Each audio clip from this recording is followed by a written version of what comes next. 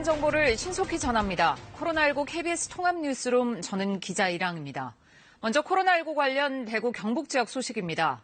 대구 경북에서는 요양병원에서 계속 확진자가 나오는 등 집단 감염이 잇따르고 있습니다. 취재기자 연결해 자세한 내용 알아보겠습니다.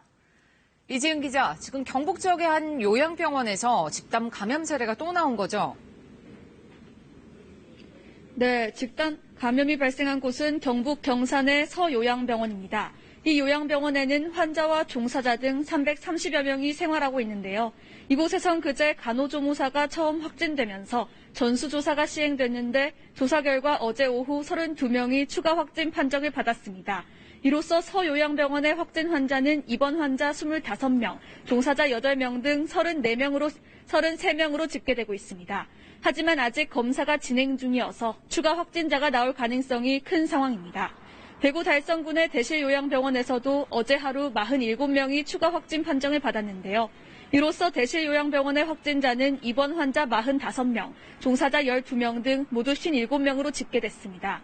이 같은 집단 감염은 대구시가 지난 13일부터 진행하고 있는 코로나19 고위험 집단시설 전수조사 과정에서 확인됐습니다. 대구시의 전수조사 대상자는 33,600여 명으로 어제까지 79%에 대해 진단검사가 이루어졌습니다. 이 때문에 집단 감염이 더 확인될 가능성을 배제할 수 없는 상황입니다. 대구시는 대실요양병원의 집단 확진자 발생과 관련한 구체적인 내용을 잠시 뒤 정례 브리핑에서 설명하겠다고 밝혔습니다. 네, 어제 하루 사이에 이 지역 사망자도 늘었는데 사망자들 특징점이 있습니까? 네, 코로나19로 인한 사망자는 모두 102명인데 이 가운데 97명이 대구 경북 지역에서 발생했습니다. 어제 하루에만 대구 경북에서 8명이 숨졌는데 모두 고령이고 기저질환이 있던 환자였습니다. 대구에서 인공호흡기 등의 생명유지 장치를 사용하는 중증 환자는 35명으로 확인됐습니다. 특히 이 가운데는 26살 환자가 면역체계가 과도하게 반응해 정상세포를 공격하는 면역폭풍 증상을 보이는 것으로 알려졌습니다.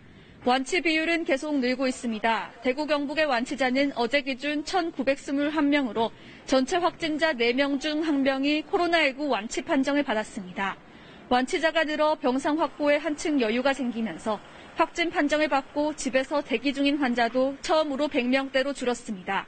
대구시는 요양병원 등에 대한 전수조사가 끝난 뒤 확진자 감소세가 이어질 경우 조만간 입소 대기자는 모두 없어질 것으로 내다보고 있습니다.